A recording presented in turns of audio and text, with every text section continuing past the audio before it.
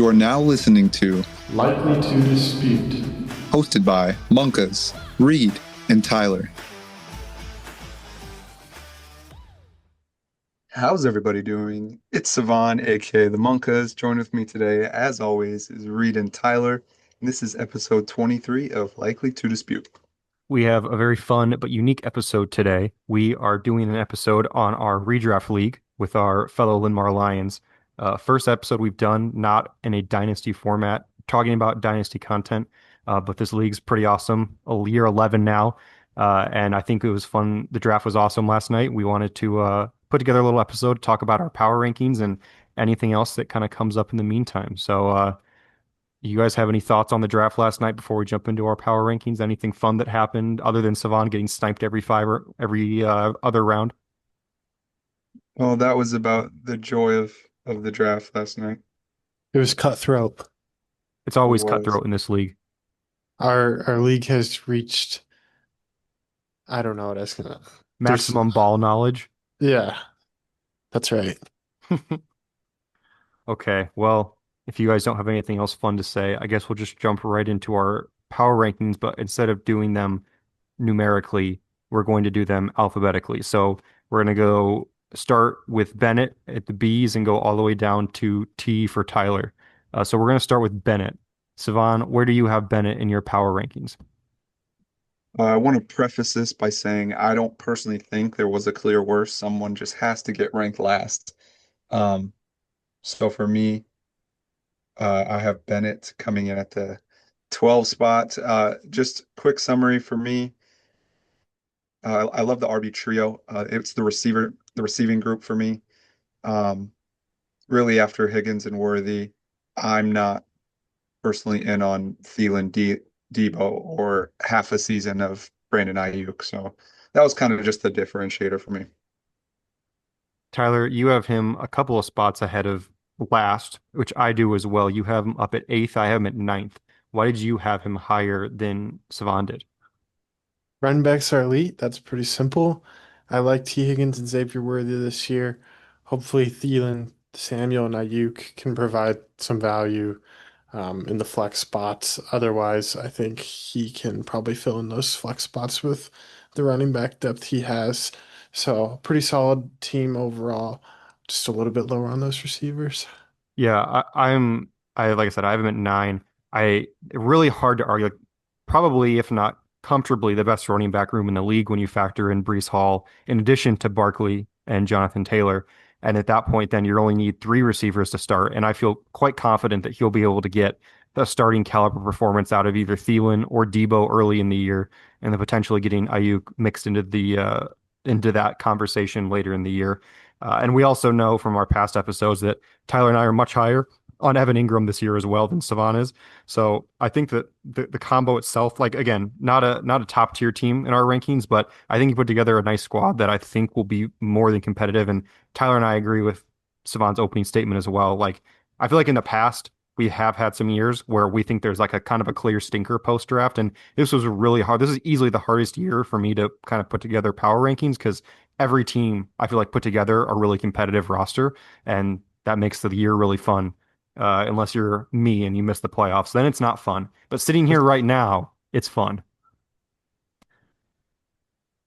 Number two, we have Cam Thorne alphabetically. Uh, Looking at our power rankings, Cevan, you have him at eight. Where do you have him kind of middle of the pack there? Yeah, got him at 8, right around, the playoff bubble. I like Burrow. Bijan and Bucky's a great stack. I think it kind of similar to Bennett. It just tails off towards the end of the receivers. I mean, we're hopeful for guys like Keon and Josh Downs. But I like the trio of receivers. I personally don't think any of them are top 12 guys. That's my take. But then just a real stinker at tight end, in my opinion, which has him at the bottom half. Yeah, you are of the three of us. You're right in the middle here. I'm going to go second. I have Cam at 11. I agree with your points. While I am a fan of Burrow, I think taking him over Jalen Hurts was a little questionable, given that Hurts runs in 13 touchdowns a year from the 1 yard line. Running back duo is fantastic. I'm just generally, I agree with your wide receiver statement. Like I'm a lot lower on his receivers, lower on JSN. I think the consensus this year. Never been a DK fan. Judy, I think, is fine, but then the rest of the guys, like you're hoping for a breakout season, and then, like you said, definitely a stinker at tight end. So he was one of the lower teams for me, but I can see the clear upside in the right spot. But you also have to factor in that his sixth rounder, Joe Mixon, literally nobody knows what's going on with him. He's already out the first 4 games, could be Yeah. out longer. So, change that into someone who is producing right away. And maybe this ranking changes for me, but for me, he's all the way down there at 11. But we're gonna flip the script here. Tyler has Cam at number 3, the third best team in the league post draft. Tyler, give us the bull case for Cam here. Yeah, you guys are missing the mark here with your rankings. I'll just say it right to your face. Joe Burrow, that's a strong suit. I don't think it's worth nitpicking Jalen Hurts versus Joe Burrow. He's a top You're five not wrong. fantasy quarterback. The running back room, it rivals Bennett's as one of the best. And the receivers, I think you guys are downplaying how solid that wide receiver room is. Sure, it doesn't have the top end guys like CD, Jamar, Jefferson, whoever, but I think most of these guys will be startable every week. I strongly believe Keon Coleman and Josh Downs will take another step forward this year. And Jerry Jeudy, I think, maintains the clear number one in Cleveland. So I don't see, like, you can play the matchups a little bit with those receivers. And I think it's a little stronger on the back end than some of these other rosters in the receiver room. And then tight end, of course, that's the weakest spot of the team, and I'm sure Camden would agree with that in Dallas Goddard. But that's something that can be replaced throughout the year on the wire. I think I'd say that's probably the most replaceable position on the wire. Maybe you guys disagree with That or that. quarterback. Yeah, so I'm totally fine with ranking Camden in the top, my top five, top three at number three. I think their running back, quarterback, and receiver are all strong, and tight end is the only weakness. That's good enough for a number three spot from me. Yeah, One I more. guess go ahead. Yeah, I was gonna say, I think you're downplaying the receivers a little bit because to me, this is Downplaying argue. or hyping up? Up playing, I don't think upplaying Yeah, is a yeah. word. Sorry, up hyping dog. up more than Yeah, we got you. here. No, but let me finish. Yeah, whatever. I think this is arguably the only team without a clear-cut wide receiver one. You can That's argue, I guess T. Higgins would be the only other one, but other than that, oh, never mind, I Nibaur lied. I didn't see Nibaur. Okay, disregard what I said. catching strays. Yeah, I guess for me, all of my top teams don't have a clear weakness like Cam does at tight end. And while I do agree, it's either the most or second most replaceable on the waiver wire.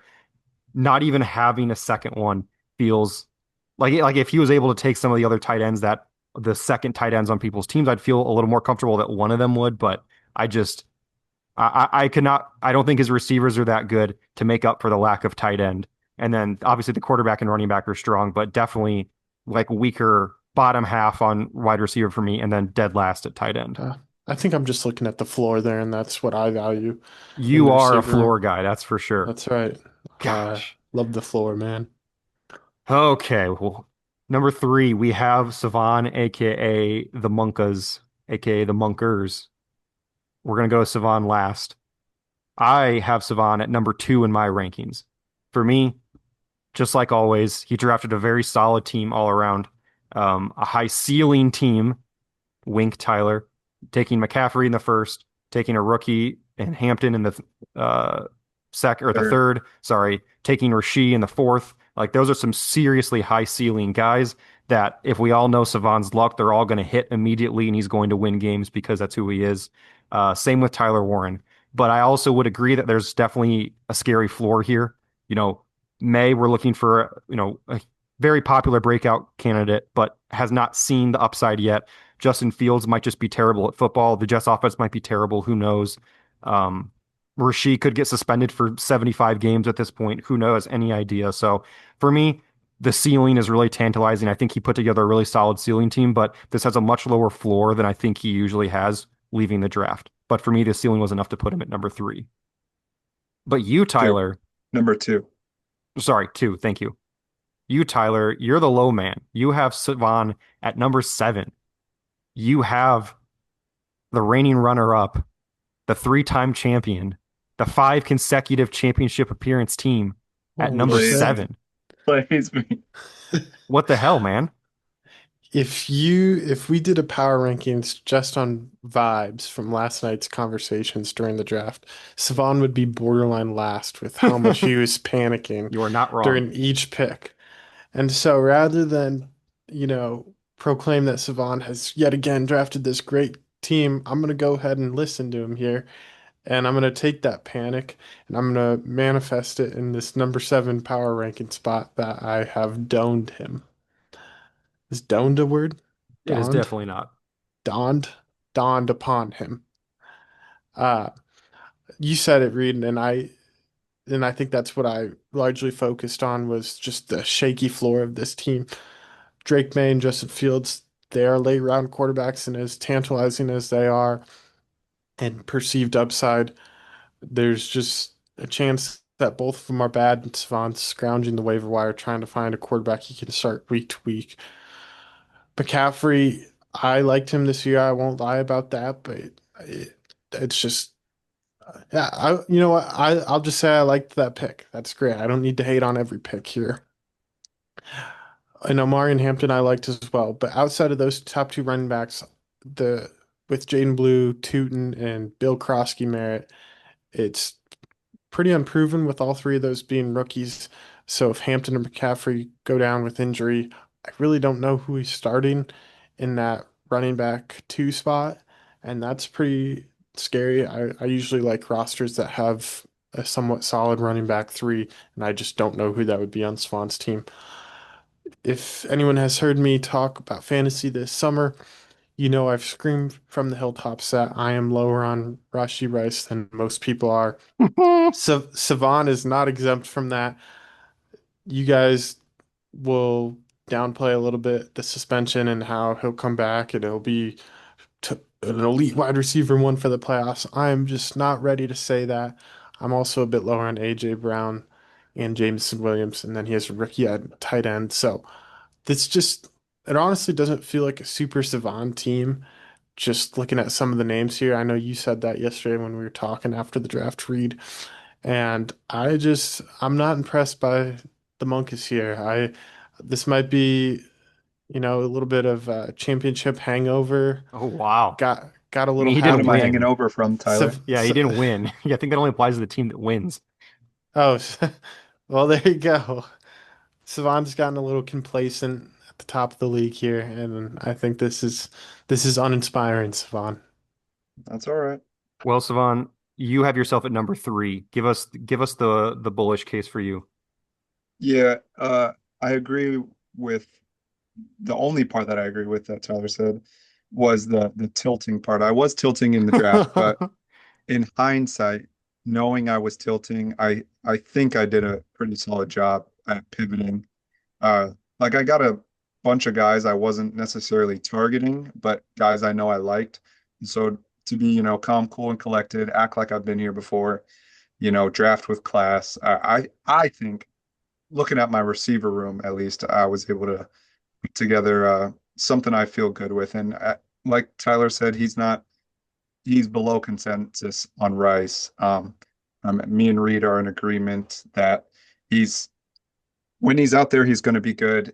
If and in a league like ours, where 8 teams are going to make the playoffs, um, I mean, I would expect myself to make the playoffs. So, I mean, even having him back for the playoffs or whatever, I feel like that's a great pick. Tyler Warren also, I think, is maybe being slept on a little bit.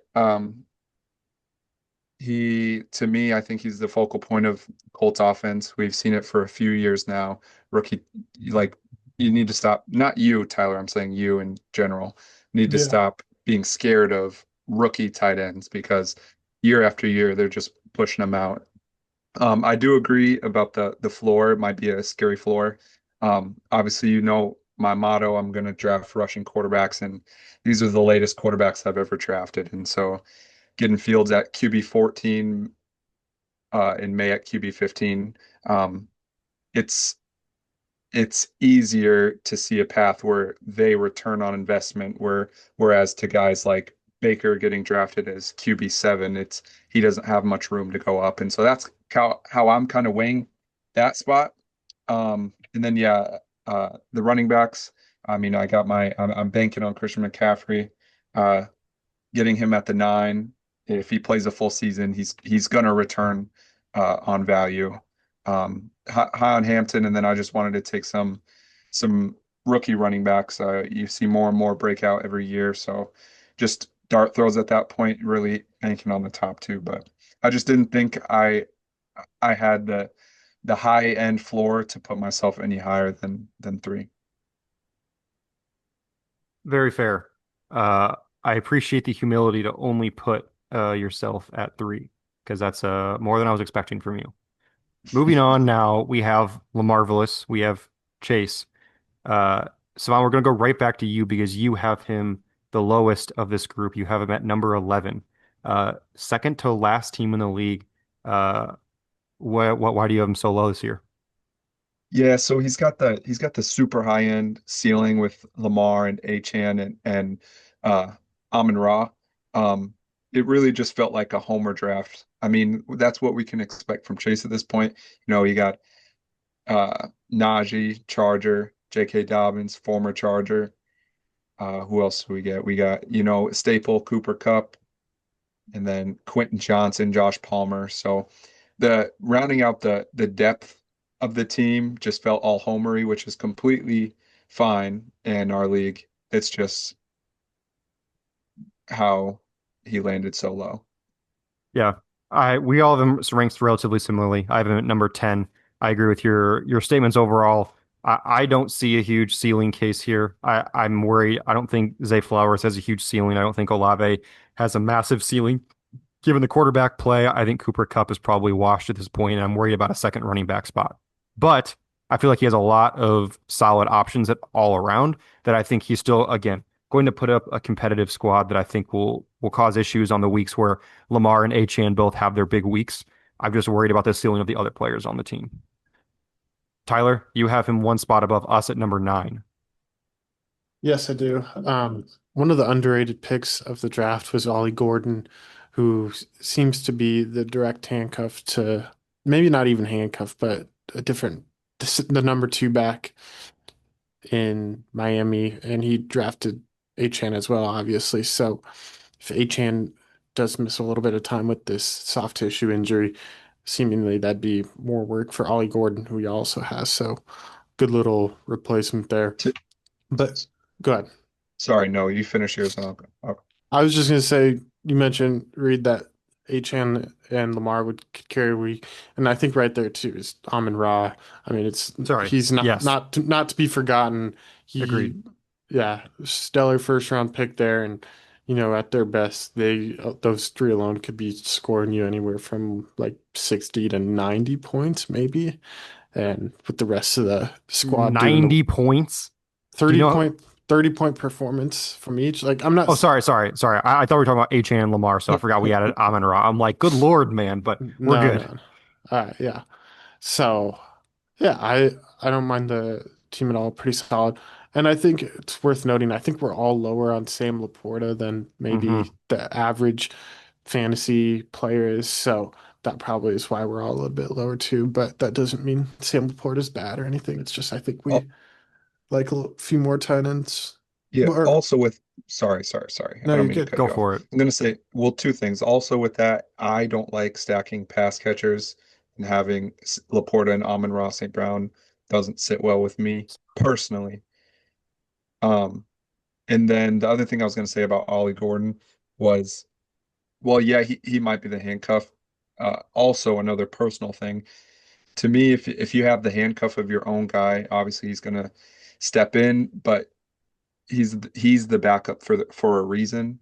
And so while you're getting the direct, volume from said player, it's not going to be as good as the player you had. And so I'd rather have other people's handcuffs than my own.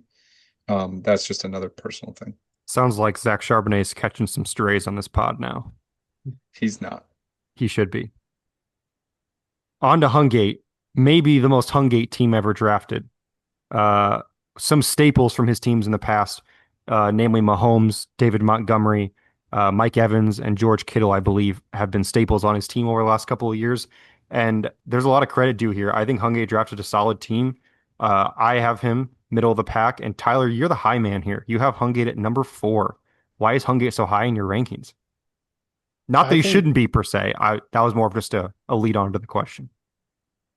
yeah, it feels like more and more these days people kind of sleep on the older guys in fantasy football. Everyone wants Travion Henderson, Amari Hampton, Emeka Egbuka. I'm not exempt from this, but I think Hungate here just kind of picked up all of the pretty solid veterans here with Mahomes, Josh Jacobs, Montgomery, Kareem Hunt. CD. I don't need to list the whole team. George Kittle is someone who I really, really liked and was looking at in round 3, but Tyler took him ahead of me there. So I think I've notably not been a Jaden Reed fan, but that's one player on the team. I know the running back 2 spot's a little iffy, but between David Montgomery and Travis Etienne, I feel like at least one of them still has to hold some value this year and will be scoring meaningful points. Maybe it's possible neither does, in which case he'll be really hurting at that second running back spot. But I just see guys who have produced year over year and generally been pretty healthy. So I feel like this is probably one of the higher, if not the highest floor teams in the league. And that's the one thing I like about our league is that the floor is so important because so many teams make the playoffs. It just takes like the floor of getting in the playoffs is all you need with an 18 playoff, one hot streak and you're gone. So floor is very valuable here, but Cevan doesn't seem to value that as much as us, as he has him down at number 10. Cevan, why is he so low? Uh, just going. We'll start at Kittle. Kittle, great pick. Uh, threat to be tight end one every year. Solid at quarterback. He's got two guys. He's going to start. That not that he's going to start. Two guys that he can start. Um, which is always good. Uh, getting in his Packers bag here, drafting Josh Jacobs. That's a great pick. Yeah, the RB2, agree with a lot of what Tyler said. Austin Eckler is someone who's been looked over this whole offseason, with the emergence of Bill, but he could be sneaky and just, be good. So that's another one. But going into the receiver core, to me, there's only two guys I'd be comfortable starting right now. I know I like Jaden Reed, the talent, but he's been hurt. Um, hasn't really participated that much in camp. He's already not going to be in two wide receiver sets. The rookie's going to play over him, so sketchy. And then you guys know I'm not in on Christian Kirk. And then Marvin Mims is year 3. We'll see. Ooh, that's a bar. Um, Is- Was no, it? that was a bar. That was definitely a bar. I've Okay. never heard that one before. Surprising yourself. I have Hungate at number 8. I'm the middleman with you guys. I see both of your cases here. Uh, I I'm worried. I agree. I'm worried about the ceiling. I'm not really sure exactly who's going to take a jump here from what we haven't seen yet.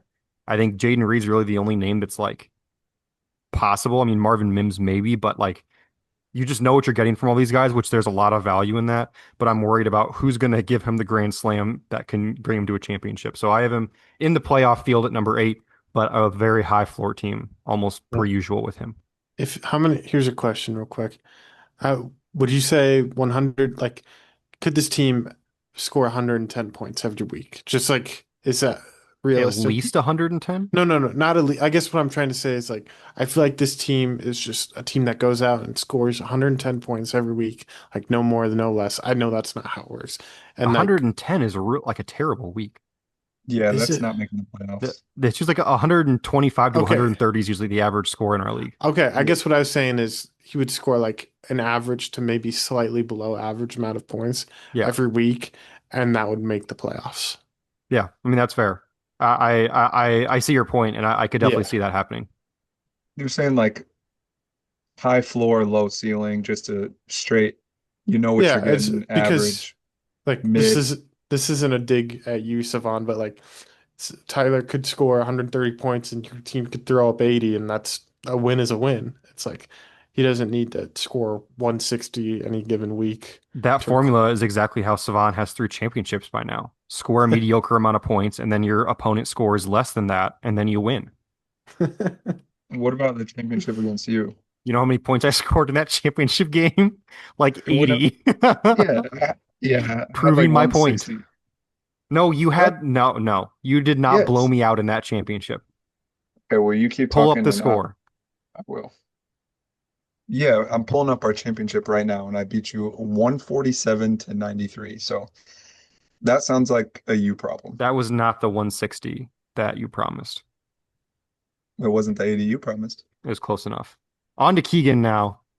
Keegan is I feel like we he drafted a really good squad, but Tyler doesn't seem to think so.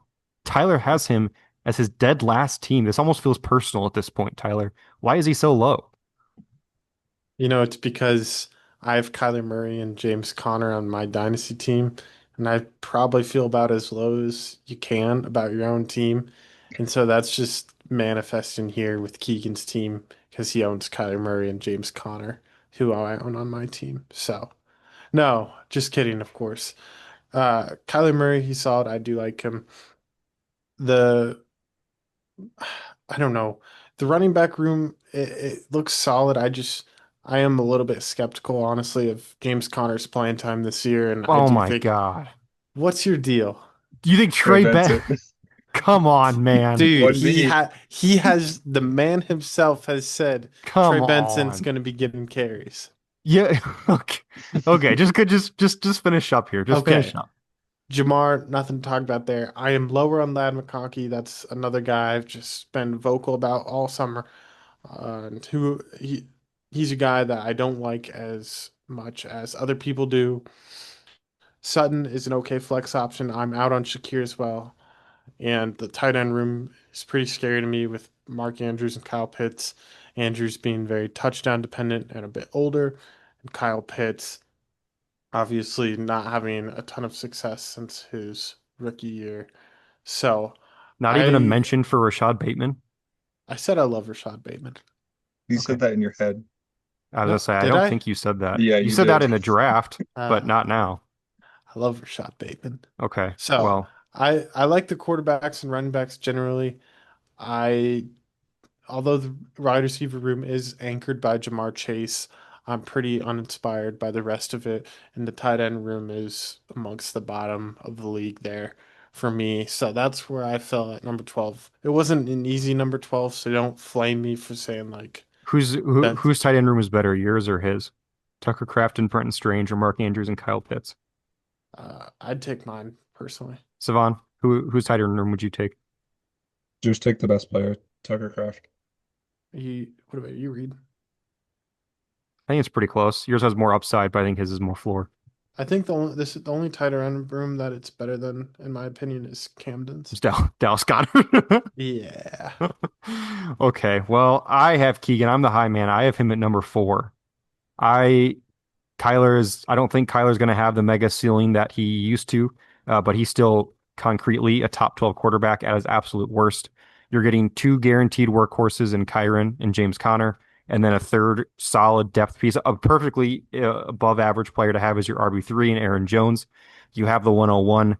Lad McConkey, I am at consensus on. I'm very in on him this year. Cortland Sutton, I think you're downplaying a little bit. He was incredible the second half of the year last year after Bo Nix kind of found his confidence. Shakir is a fantastic floor option that he can rotate in with Aaron Jones as last flex, and Andrews is not my type of player, but regardless of that, he's still a solid tight end, and maybe Pitts will be good this year. I don't know, but at the very least, he presents some upside if Penix is going to be slinging the rocker on the field. So this is a team that I'm very high on, even though, frankly, it's composed of a lot of guys that I didn't even consider drafting. I really didn't consider drafting anybody on this team, if we're going to be honest, partially because Keegan was drafting at 1 and I was drafting at 12. But generally, I think he's built a really solid squad here that I think has a lot of floor, but also has a little bit more ceiling than I was expecting when I was first took a look at it. Savan, you're right in the middle here. Tyler had him at 12. I had him at 4. You have him at 7. Whose side are you erring more towards, me or Tyler's? And why is that? Um, Definitely more on your side. I don't think there's a good argument for Keegan to be last. Yeah, come on, Um, man. I'm probably but sleeping a bit, I'll be honest. yeah, that's all right. But yeah, Kyler's a perfectly fine option to have in a one QB league, back in QB1 with top 6 or 7 upside. Um, I like his running backs. I think that he's got really strong depth in that area. We'll see Rashad White's role, but I think as an RB4, that's really high up there. And then the running backs, I like his 4. I mean, if Ladd's is 2, I mean Jamar Chase will cover up a lot of holes on the roster, so having him definitely helps. But yeah, having Ladd as a wide receiver 2 is elite. And then you can have I like the combo of uh, Sutton and Shakir as in the flex. I'm perfectly fine starting, Shaquille as your 4th wide receiver. Wandale, we'll see. He had a buttload of targets last year. Didn't really amount to much, but it never hurts putting a guy in your lineup who's getting targets. So Well, we all not as know. high, Go ahead. not as high as on Rashad Bateman as Nobody is, to be fair. yeah, Tyler. But I mean, I like the tight end room. You got a guy that is touchdown dependent, or you have a guy that still could break out. It's a fine tight end room. The I feel like the team vibe of this is just fine, and so landing in the middle seems fine. Overall vibe is fine. Yep. Luke is a very polarizing one here. Tyler and I have him at 12 and 11 respectively, but we're going to start with Cevan. You have him at number 5, comfortably ahead of where Tyler and I have him. What's the upside case here for Luke to be that high in your rankings? Yeah, so I mean, starting at quarterback, two pocket passers that have been uh that were both top 10 last year. Some change going on with both teams, but we'll just leave it at that. But I like being able to play the matchups there. Maybe to secure yourself, a weekly quarterback one, depending on who you're playing. Chase Brown and Travion, um, really in on Travion, and then Chase Brown's going to get worked to death. So volume alone, he's an elite fantasy running back. You got a guy like Jalen Warren who looks like he's going to be the RB1 going into the season. We'll see if he can actually take that step and maybe get more volume. Garendo and Jalen Wright, I mean they're just guys, so it looks like neither are going to be their handcuffs. So we'll see. But I like the trio, and then uh, I was talking with Tyler before this. Obviously, Justin Jefferson can finish as the wide receiver 1. And Reed, I'm going to ask you this. Me and Tyler are on opposite sides here, but do you think Tyreek Hill still has the ability to finish as the number 1 overall wide receiver? No, I do not. No? I Okay. I I think he still has top 5 upside. Like if he put up 1,500 yards this year, I would not be that surprised. Like it's still there, but I don't think he has the 16, 1,700 yard upside to not just himself, but like the offense itself. Yeah, So that's which is fair. yeah, I'm on the side that I still think he can. So I guess that's probably why I have him higher. And then, Terry to have Terry as, either your 2 or your 3, whatever you will with him and Tyreek. It's either one's a great flex option in my opinion. And then I'm in on Jaden Higgins. Uh I think he'll be the 12 personnel wide receiver. I think he'll be getting the uh him and Nico will be 1 and 2 in snap percentage. I know that confirms my priors with not being as in on Christian Kirk. And then Cedric Tillman, I like Cedric Tillman. Hawkinson, you know what you're getting. He's a top 8 wide receiver with room to go up, into the top 5. Uh, so yeah, overall, I really like the team, and it's interesting because he's the only one who ended up auto drafting a third of his draft, and I think it turned out good. Tyler, Do you want to give Yep. the bearish case here for Luke? Yeah, I'm sure you'll add on to this too. Um, the auto draft did hurt a bit, and I don't think you maybe see that like we do, Cevan, and that's fine. Totally like different opinions, fine. But Jared Goff being drafted almost immediately when he went on auto draft, that's tough. Nothing you can do about that. But I I like Jaden Higgins too, but he's not someone who's going to be in the flex spot right away, in my opinion. He's kind of like a week 9 onwards play, maybe. That's just a dart throw guess, but it kind of feels like it'll take a little bit to see how that Texans wide receiver room shakes out and might take some injuries or something for Jaden Higgins to be getting more targets from Stroud, maybe earn that trust a bit in some real NFL action. So, and the running backs, I like Chase Brown and I Travion Henderson I like as well, but outside of that, I'm pretty mixed on Jalen Warren and then Gurendo and Jalen Wright are honestly not much to me at this point. So there's good players here, just not a lot of depth if he needs to fill some lineup holes. So that's why I have him a little bit lower. Yeah, I mean, it was mentioned two pocket passers, probably the two most likely regression candidates in all of the quarterback group there with Baker and Goff. Really lacking depth in the running back room with an unknown. I mean, I think we all like Henderson, but still an unknown at this point. Really kind of weak for me behind the top three receivers, and I'm not in on Hawkinson with the Vikings offense this year. So to me, a really low floor, and I really don't see that much ceiling. So for me, this was a pretty easy one for me to have down towards the bottom. But again, there's still ceiling here. There's still competitiveness. Like even my last team, I think is competitive. So um, yeah.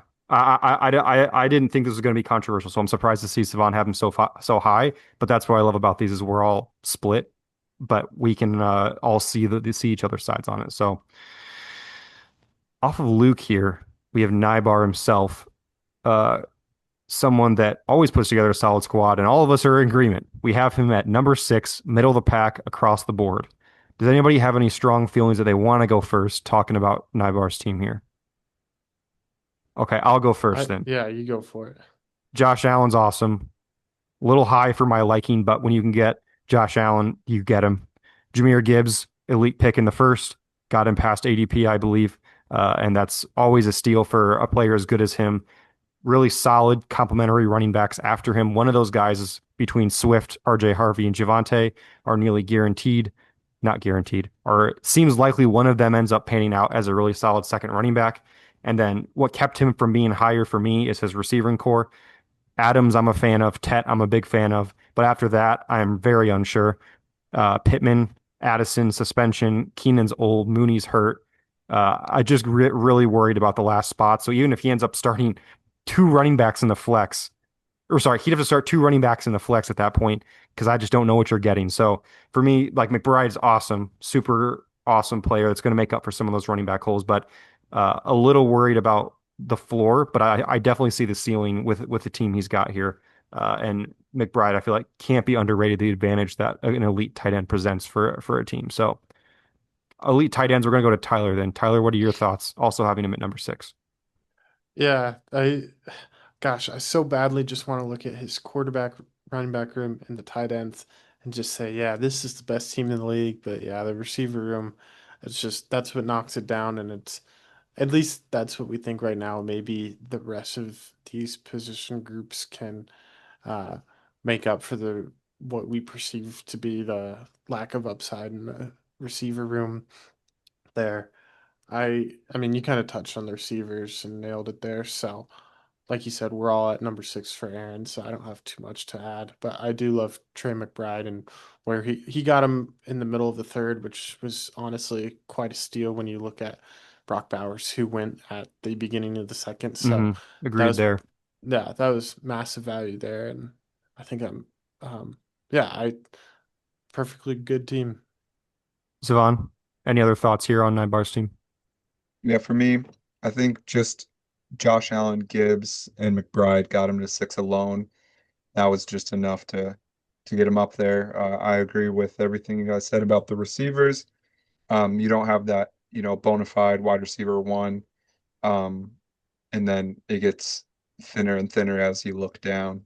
Um, but overall, I think has a lot of carry power and it's spread out, which helps. You got your two onesie positions who are locked and loaded for the season, and then Gibbs also can cover up the rest of the running back room. So Yes, agreed on that.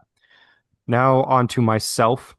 Uh, Pretty much in agreement here towards the top, self glaze, but I'm going to pass it off to Cevan first here. Both of you guys have me at number two. What do you see to put my team up towards the top? yeah, So yeah, you yeah, I'll start. Um, Top heavy at running back. Uh, love Kamara. Can't say the same about Walker, but No, I no. do see, All those shit emojis were not fair during the draft. but I do see if he's healthy, him being, he has the ability to be a good fantasy running back. So we'll just get off him. Outside of that, it's just a bunch of uh, dart throws. Two of these guys are going to get cut, so I don't even want to talk about them. But Ramondre, uh, another guy kind of similar to Austin Eckler, where we're just assuming the rookie is going to get 100% of the running back touches. Ramondre's under contract. He signed actually a big contract last year, which I'm sure they're regretting, but he still signed it. So I don't think the we'll have to people who wait. signed him are around to regret it. Correct. Oh, actually, no. Elliot Wolf is still, You're right. but That's true. Sorry. that's besides the point. wow, ball knowledge. I know. Sorry. Uh, Embarrassing. yes, Ramondre Stevenson. He could still have a role. I'm expecting him to have a role. We'll have to wait and see. Getting Jalen Hurts at 5'12", it gives similar vibes to last year when I took Jalen Hurts because the league apparently doesn't see the value in 15 rushing touchdowns. Mhm. Um, yeah, that was to me your best pick value wise in the draft. And then this is kind of where we get into you versus Tyler. I'll probably save it for Tyler, but uh, best duo in the league, in my opinion, at the top, uh, which is expected. You took them both at the turn. Hmm. And then the upside that you were able to grab late at tight end, getting the value with Njoku, we know what he's going to be, and then pairing him with a rookie that was drafted top 10, that's uh, up there for one of the best non-big three tight end rooms in the league. Tyler, any similar or differing thoughts from Savannah to have me at number two? It's pretty strong. The reason I have you at number two and me at number one is, and this is just a fantasy philosophical difference that I know we have, and I know neither of us are willing to budge on it, but you don't have legitimate running back three. And so I won't feel bad if or when Kenneth Walker or Alvin Kamara get hurt and you are scrambling and trying to figure out a way to ship me Ramondre, Tyler Algier, and Luther Burden for Tony Pollard or something like that. I won't do it. I have you at number two for that reason. Pretty solid or really good team. Outside of that small gripe, your pick of Jalen Waddle was the biggest snipe that I had happen to me in the draft. I really wanted him there. Really liked that pick, but I got Rome Adunze and was able to snipe Savan. So all in all, it comes out in the wash. Real quick before you go read, Hmm. I do like that point you made, Tyler, is you're only two real running backs you can depend on. Both haven't played a full season in multiple years, and so that is sketchy, but Sure. Yeah. But work around it. if I can, I have myself at number one, but if I can provide the alternate case here, as you guys mentioned, I have five running backs on my bench. Somebody will have to get cut. At least one, if not two of those guys will likely get cut. But we're going into week one. Both of my top two guys are healthy. And that gives I have two guys who are not pure handcuffs. Potentially Dylan Sampson is getting a lot of the work for the Browns, and we are still unsure what Ramondre's role with the Patriots will be. Like there's still Henderson was never a full-time back in college. Like even if Henderson is awesome, there's still potentially a role for a bigger back like Stevenson to provide RB3 value for me. So I understand your guys' point, and I obviously would like to have as you mentioned, a Tony Pollard-esque player for my RB3, but I decided to use when I could have taken Tony Pollard, I decided to ensure my wide receiver group instead, which I think you could turn around and flip the same thing against your team. Whereas if you have a wide receiver injury, you've got three rookies who were drafted on day 2 or day 3 trying to pick up the slack. So for me, that's the difference for me. Oh, if I have a wide receiver injury, I'll just start Tony Pollard in the Sure, flex. whatever. We're not talking about your team yet. My point is, I feel like everybody on my team is a proven floor with a lot more ceiling for some guys. There's a lot of established assets between Hurts, Kamara, Njoku, Nico. I think we all agree that Brian Thomas is at the very least the player that he was, hopefully be even better with the new play caller. So for me, I see a high floor and a high ceiling team, self-glazed, but at the end of the day, I executed it for the first time in maybe ever. I actually executed the strategy that I was planning to do going into the draft. Every year I leave the draft saying that went nothing like I was planning for it to happen. But thankfully this year it actually did work out, and I'm happy with the squad I came out with. But I was also not a runaway number one. I was very close. I think there's a couple of teams that I thought were pretty close here to the top. So I will say, if we had a nepotism calculator, you two would be off the charts.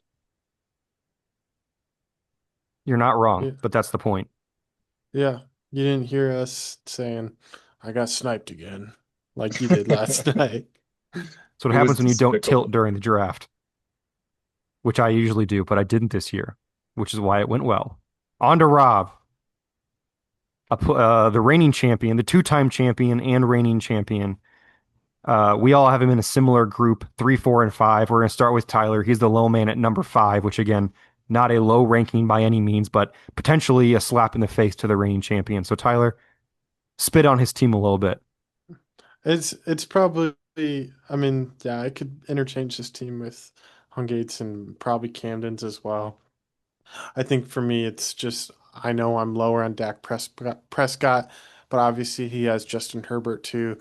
It's just tough because I could imagine how that'd get frustrating trying to determine which one you want to start on a weekly basis, and seemingly whichever one you don't start will be the one who performs better. So that's a big reason I just prefer the one quarterback there.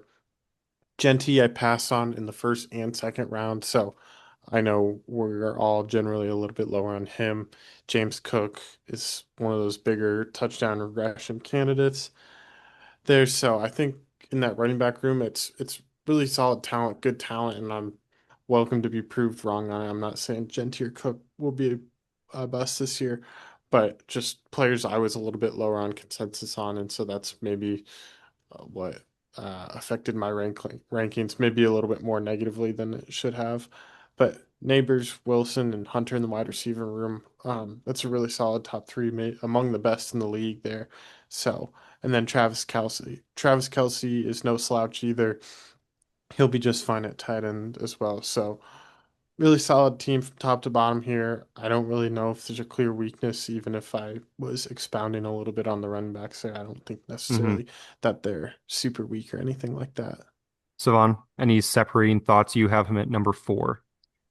Yeah, I mean, I've got him in the top third of the league. I'm in on Dak.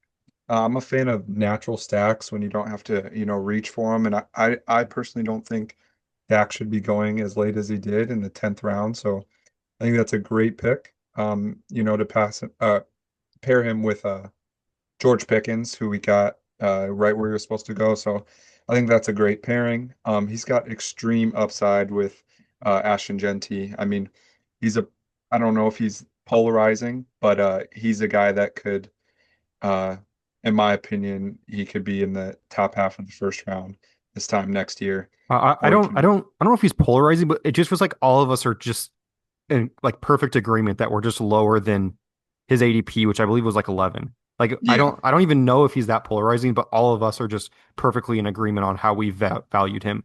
But at yeah, 205 or whatever he was at, yeah. can't turn down that value. Exactly. And then, with James Cook, we've seen him have, the breakout year last year. There is still that chance that he repeats, even if there is some regression. I don't think we all don't think he's going to get what was it, 18 or 20 touchdowns. 16, 17 total, I believe. Yeah, but either way, I mean, there is the world where, he gets 12, 13. It's regression, but it's still a great season. So I like the upside there. Me and Tyler are both in on Jordan Mason. Perfect RB3 to have. He's got his own handcuff with Ray Davis. Woody Marks, interesting name. We'll have to see how it shakes out while Mixon's gone. Um, sorry, I'm going about talking about everybody, but I was gonna say, going just in, kind of brief it here for the rest of it. yeah, sorry. The receiving core, Malik and Garrett Wilson is a great one too. Um, top three duo in the league, in my opinion. And then having guys like Travis Hunter and George Pickens in the flex, I think those are like about as perfect of flex options as you can get. Um, and then Travis Kelce is a lock to, be around tight end 12. Yeah, I have similar thoughts to you guys. I have him at number three. I think there's a lot of upside. There's a lot of floor. The receiving room is fantastic. He doesn't need to start Travis Hunter week one. He can see how that looks. Start Jacoby Myers. I'm definitely not in on Kelsey being a stud this year, but I'm definitely in on him being productive. I feel like at the same time, you're also looking at a quarterback room that provides more floor than upside. Like I know you're a big 5,000 yards guy for Dak, but at the end of the day, either him or Herbert are definitely going to provide weekly QB1 value. It's about finding which one's there for the right week, and definitely uh, a running back room that provides confidence. So overall, I have no qualms at all about the team here. Uh, I'm not looking forward to playing him. Let's just say that. So. Uh, On to Trent now. Trent always has an interesting team, but in the end of the day, we're all pretty in somewhat agreement on him. Tyler, you're the low man at 10. Why don't we pass it to you first? Yeah, for me, the team has, I mean, Brock Bowers is the headliner on this team, in my opinion, even though Puka Nacua was drafted first. There's just some names here that I maybe would have gone in a little bit different direction, namely Brock Purdy being drafted later in the draft. I think there's some other later round quarterback targets that I liked more than Purdy, but that's just my preference. And then the running back room, I don't know who Trent will be starting week one, whether it would be Tyron Tracy or Caleb Johnson in that second running back spot. Or So Nick that'll, Chubb. or Nick Chubb. Yeah, I mean, by all means. So there's good depth in the running back room. It's just hard to say who's going to be scoring those points on a week to week basis. And then the receiver room is, it's a little uninspiring. I love DJ Moore. He's my guy. But all the, uh, yeah, I don't know. I don't need to talk about the whole receiver room, but Bowers is the main piece there and gives Trent's team a really fun player to watch every week. Cevan, you have Trent at number nine, so very similar to Tyler's number 10 ranking. Yeah, without going over every single person, I'll just skip right to the Thank you. receivers.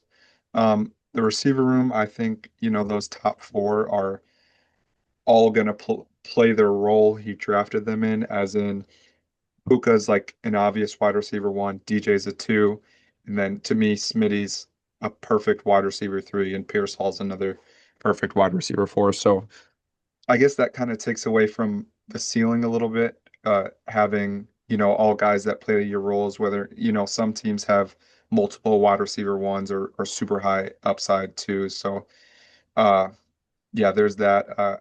I like Purdy. I can't remember who was on the board at the time, but I know he got him late, and I think he went like in the 11th, something like that. I'm in on Purdy. He's a fine late quarterback. Um, and then yeah, Brock Bowers obviously carries. Just not a bunch of like hole cover uppers, if you know what I mean. New term coined on the pod here. Yeah, I would say look after having talked through 11 of these 12 teams already, I'd probably move Trent down a little bit. I have him at number seven. I think overall he drafted a really solid team.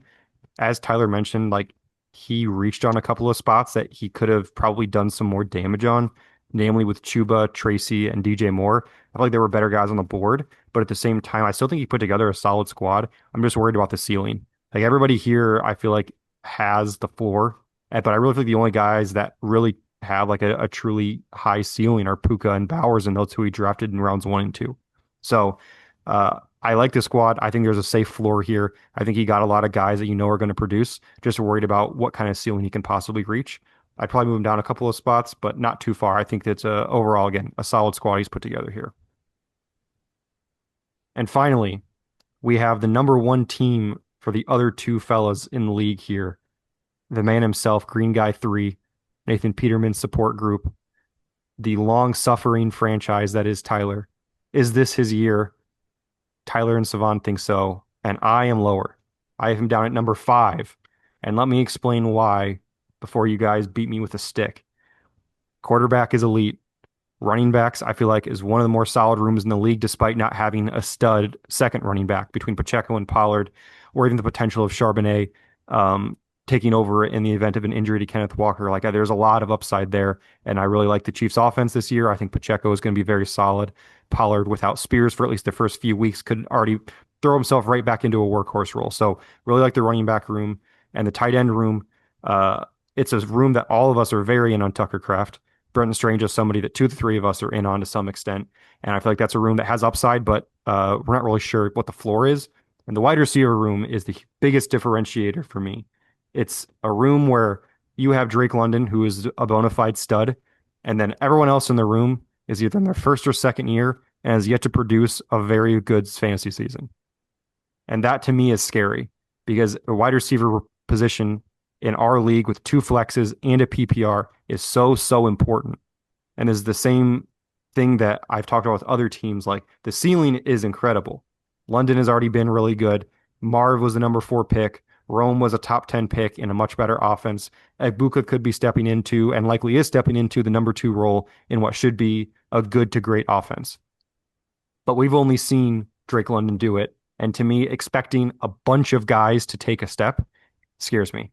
So that's why, again, I still have him as the number 5 team with a lot of ceiling, but his floor is quite low for me between the pass catchers. So that's why I have him lower, but I totally see the ceiling, and there's a championship outcome here for Tyler's team.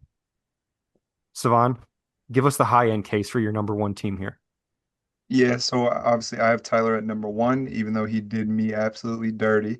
But that's all right. I had to put the stink mask on when scraping the running back room. I did this ranking by removing Isaiah Pacheco. And so if you take him off the team, he's What still is your number 1 for deal? me. What is your deal with him? Um, Derrick Henry, elite. I am just keep drafting him until he dies. Uh, he's going to be a top 5 running back this year, just like he was the last few years. Elite pick. I'm in on Tony Pollard. I think he's a great running back too. And I mean, in your eyes, he's probably your running back 3. And so having him as your 3 is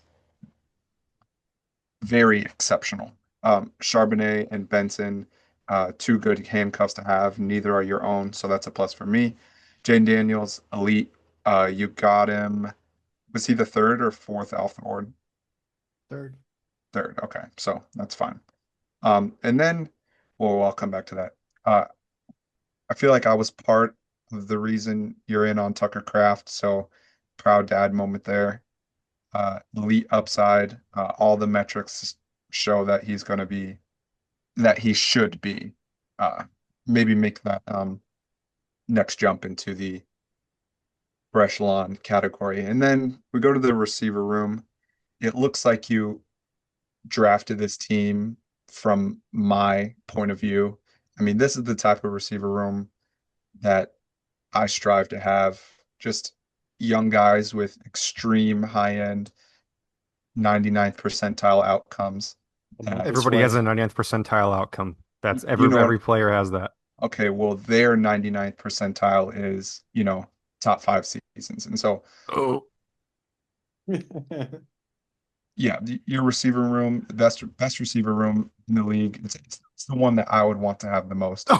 So Let's go. That is that's just sad. yeah. Well, here, well, when I was Wait, comparing, you said when that I about was, my root my no, sorry, you I said that said about you my have the top best two. duo. Sorry, So that's when I was comparing, I have YouTube back to back. When I was comparing them, I would take Nico and BTJ over everybody on Tyler's team, but I would take Drake, Marvin, Rome, Igbuka over the rest of yours. And so that's kind of how I weighed it. But the quartet of Tyler's is just it makes me want to, order that casting couch.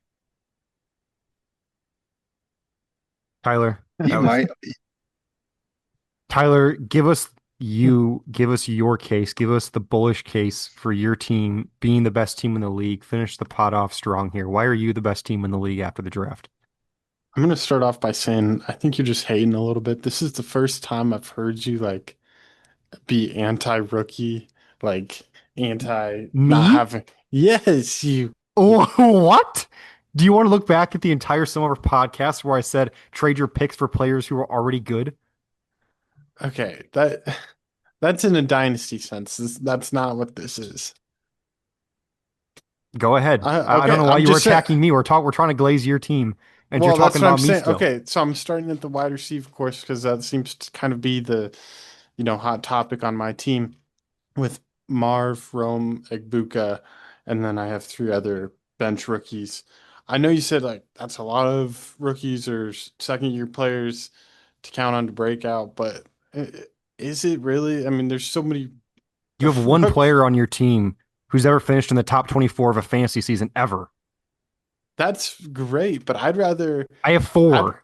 I'd rather catch the guys on the upswing, presumably, than guys who have already had, actually, I'm not going to finish that sentence, but I was just going to say that's been the antithesis of everything you stand for in no, no, no. fantasy.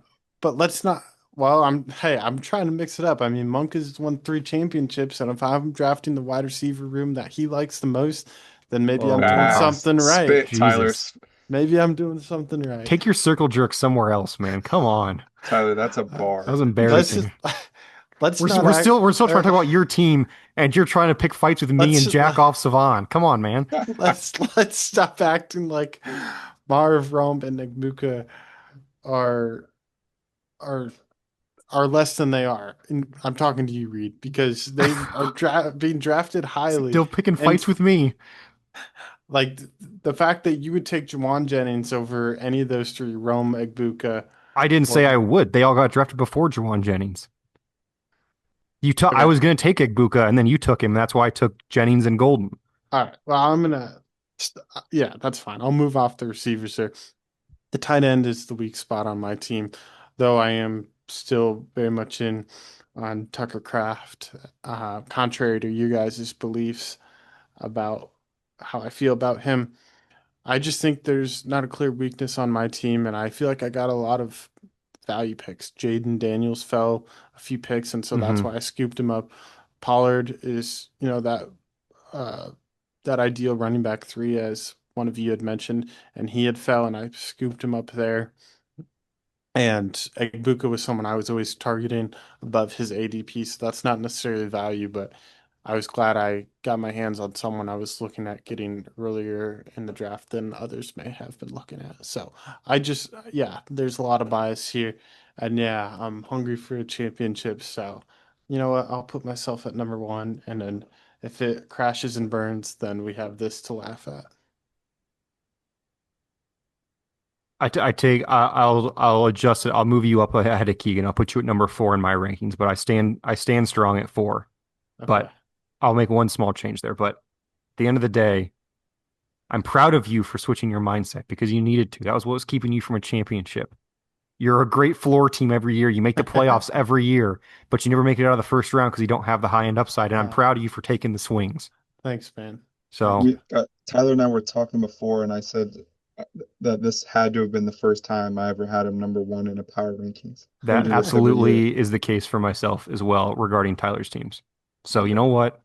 Fuck yeah, man. Proud of That you. all this podcast has changed a little bit of your perspective, and I'm glad we've got to see it. Yeah. Although taking Good. Savan the room that Savan likes isn't the strategy I would go with. It is 100%. Did you see my room last year? I know you. No. I I know you saw saw. your IR in 2023 getting A-Rich that ring.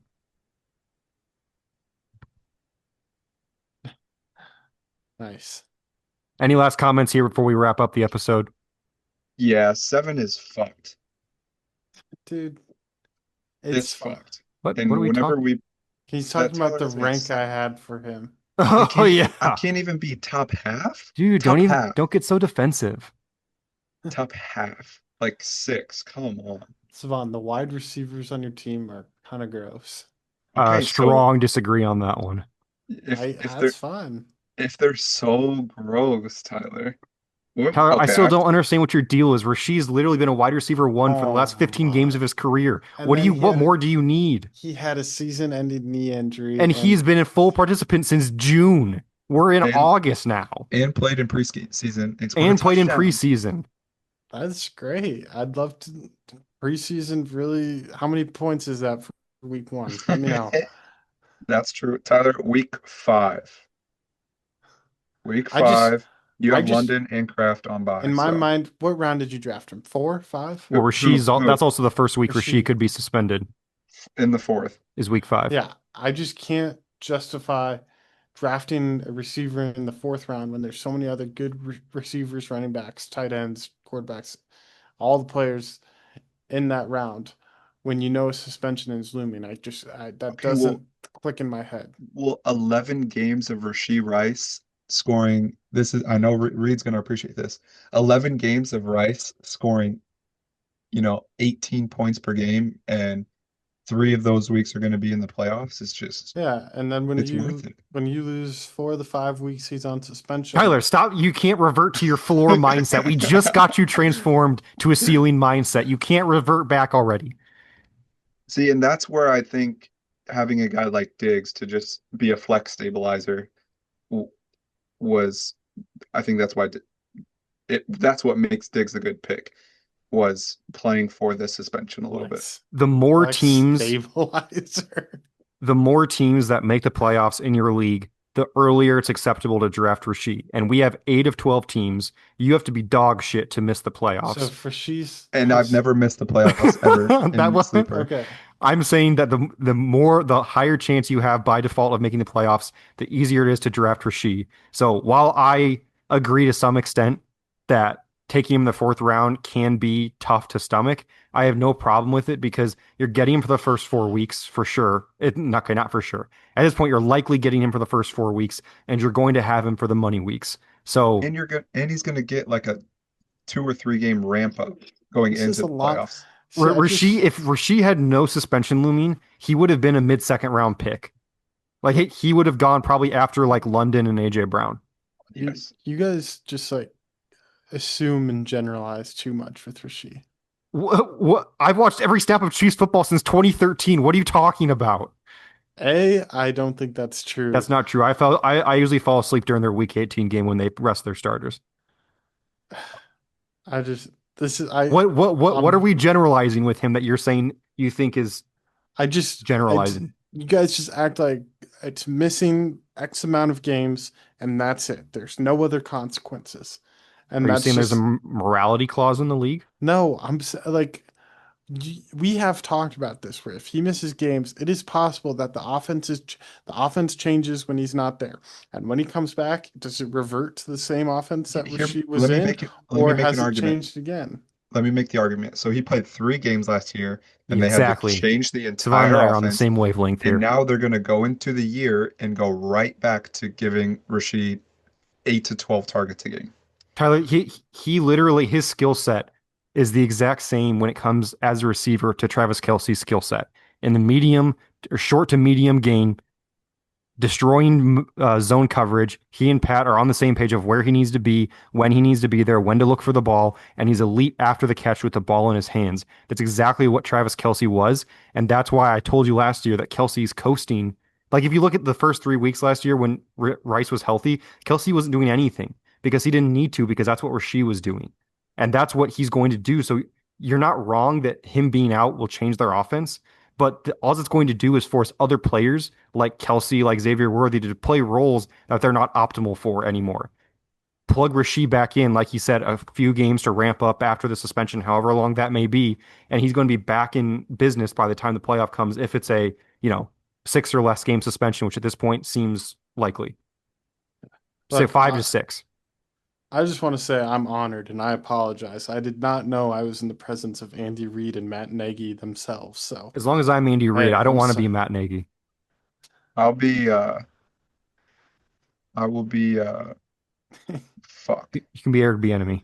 That's where I was trying to Come go. on. No, I couldn't think of his name. Who's with the Bears now? Yes, running back Either coach. way, this was a long Oh, concluding way of saying that you're way too low on Rasheed. Okay, sure. Rasheed would be your wide receiver too. Rasheed would be your wide receiver 1. Okay, At least Rasheed's had a couple of good games in a row in the NFL. Most of your receivers haven't had shit like that yet. Okay. okay. What about that 4 for 120 and 2 from Marvin last year? In week 2. Yeah, that was I remember watching that in the Electric. because first that was the quarter. same game that McBride had the fumble recovery touchdown, Yes. and then he didn't get another Moral of the touchdown for like story. 10 more weeks. Moral of the story: if you dropped Isaiah Pacheco, your team would be the same. We're ending this podcast. We'll see you guys not next week. We've got 4 episodes coming out in the next 2 weeks. Well, 3 after this one. So we will see you sometime in the very near future.